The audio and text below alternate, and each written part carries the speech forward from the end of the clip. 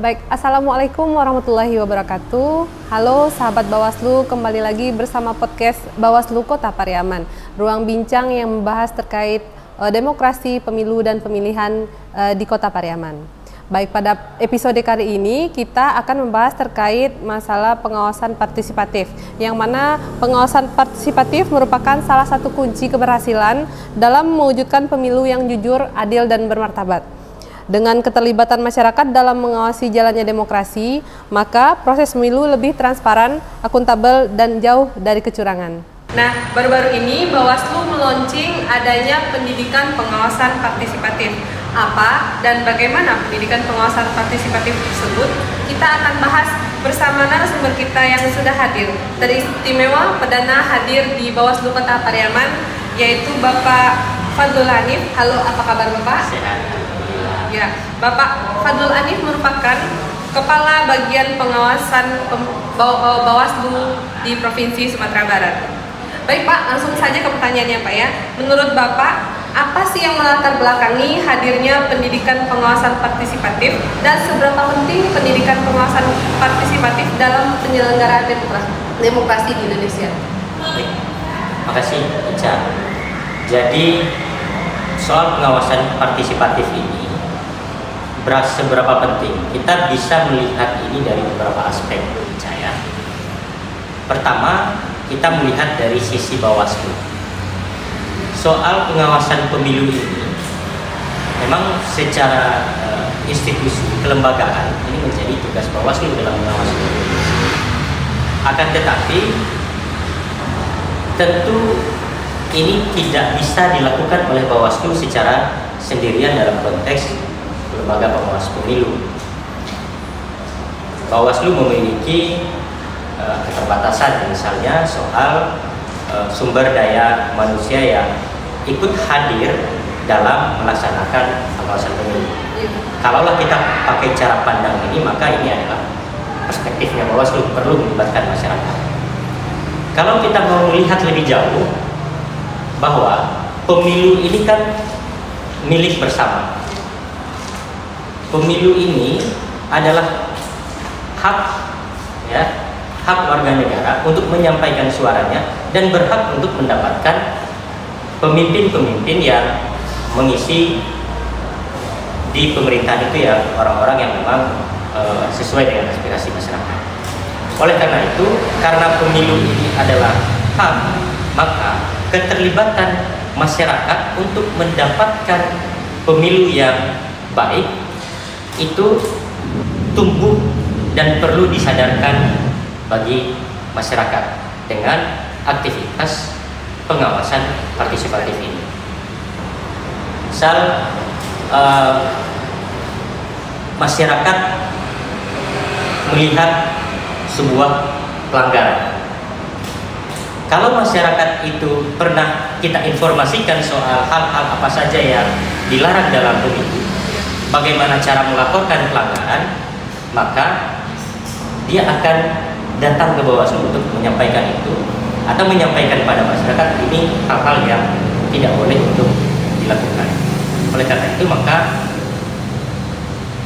pentingnya pengawasan partisipatif di samping soal bagaimana keterbatasan jangkauan Bawaslu dalam melakukan pengawasan pemilu, tapi lebih jauh dari itu, bahwa pemilu ini adalah hak dari masyarakat untuk mendapatkan pemilu yang jujur.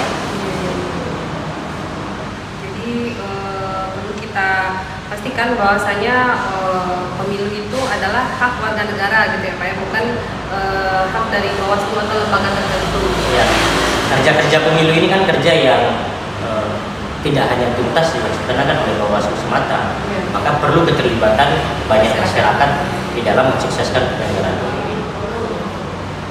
Berarti dalam pendidikan pengawasan partisipatif, menurut Bapak apa bentuk program pendidikan pengawasan partisipatif yang sudah dilakukan oleh Bawaslu tingkat provinsi hingga kabupaten kota?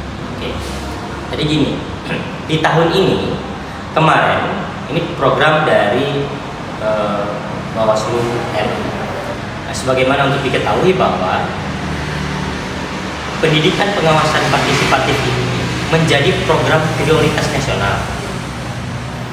Nah, nanti akan terus diukur berapa kader yang terus dilahirkan, kader pengawasan partisipatif ini secara keseluruhan, yang kemudian ini akan menyumbang kepada pertumbuhan atau kenaikan angka indeks demokrasi Indonesia.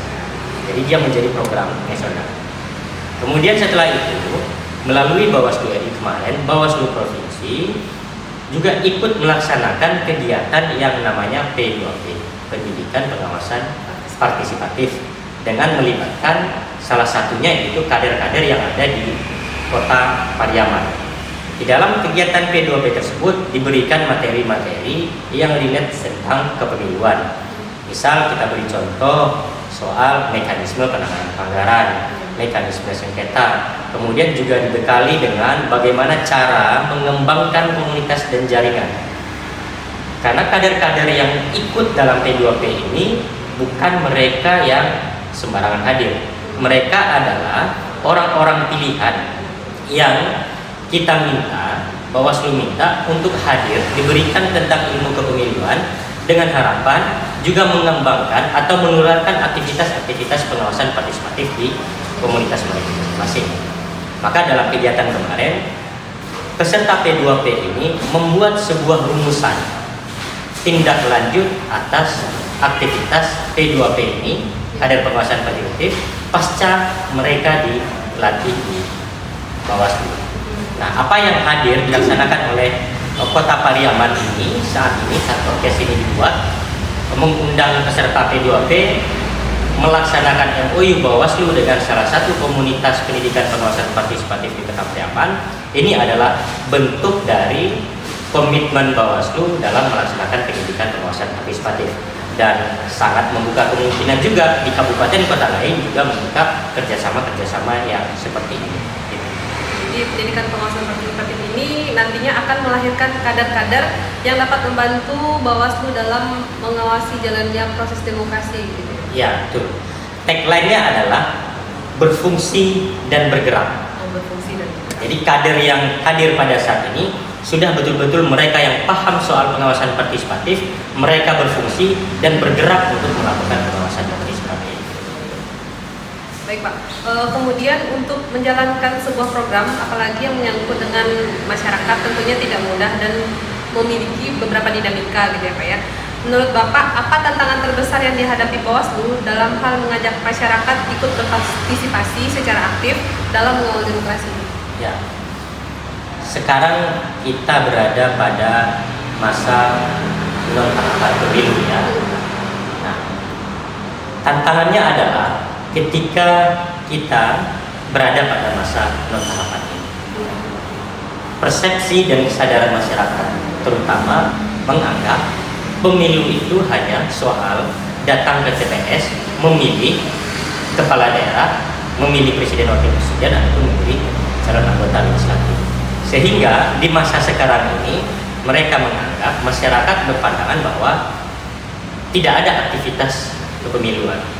Padahal sesungguhnya kesadaran itu mesti ditumbuhkan mulai dari waktu non tahapan ini, di waktu-waktu persiapan penyelenggaraan pemilu, agar ketika masyarakat sudah tumbuh sadar bahwa pemilu ini adalah hak mereka untuk mendapatkan demokrasi yang berkualitas baik sesuai dengan azas-azas pemilu, maka PR-nya adalah menumbuhkan kesadaran dari masyarakat ini. Ini yang kita pikir menjadi tantangan bagi Bawaslu, terutama di masa depan. Berarti poinnya kesadaran dari masyarakat itu sendiri gitu ya Pak? Itu tantangannya, salah satunya. Salah satu tantangannya.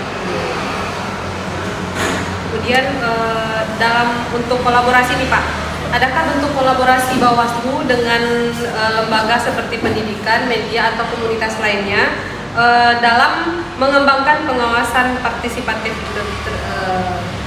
Ya, jadi gini Ca, hari ini tadi Bawaslu Kota Pariaman melaksanakan MOU dengan salah satu komunitas alumni pendidikan pengawasan partisipatif, namanya tadi Forum Bajatu, MOU.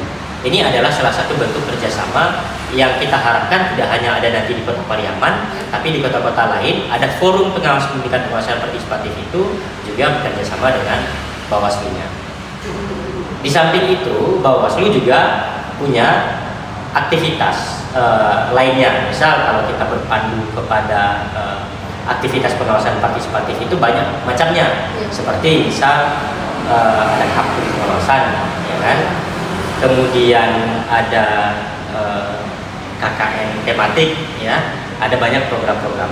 Tinggal lagi nanti sekarang apa yang sudah dibangun oleh Bawaslu Kota Pariaman ini MOU dengan Forum Bajakwi ini, bagaimana melaksanakan kegiatan pengawasan partisipatif, pengembangannya nanti seperti apa. Mungkin itu dari segi bentuk kolaborasinya gitu ya. Terakhir Pak, apa harapan Bapak selaku Kabak Pengawasan Bawaslu Provinsi Sumatera Barat terhadap generasi muda dalam membangun dan mengembangkan budaya pengawasan partisipatif ini? Ya, harapannya dalam konteks kepemiluan ini makin banyak masyarakat yang sadar ikut mengawasi pemilu, maka itu akan menjadikan kualitas demokrasi kita menjadi lebih baik.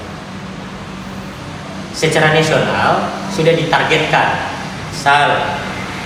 pengawas yang terbentuk atau kader yang terbentuk di tahun-tahun tertentu jumlahnya sekian.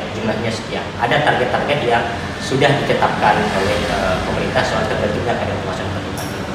Harapannya tentu mampu lebih banyak kita melahirkan kader-kader pengawasan partisipatif ini.